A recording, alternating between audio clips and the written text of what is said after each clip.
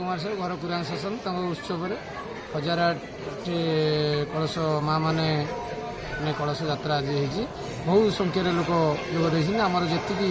विश्वास भरोसा नाला जगन्नाथ एत आशीर्वाद ताठू डबल गुण अधिका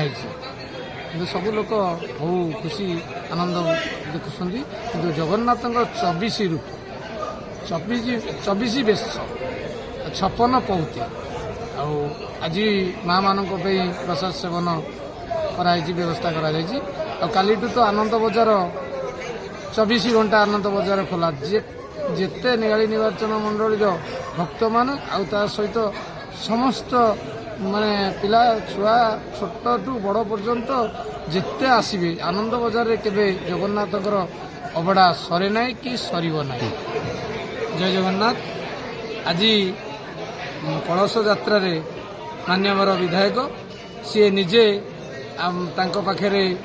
ए खरारे निजे तांको खाली पादरे कलश यात्रा रे सामिल होती बहुत विधायक सबाई की अशेष अशेष धन्यवाद। यहाँ नियाली निर्वाचन मंडली रे एभली विधायक ये गोटे ठाकुर भक्त जगन्नाथ भक्त प्रति शनिवार जगन्नाथ पाखु पुरी जाती किंतु पुरी जावा बदल पुरांग शासन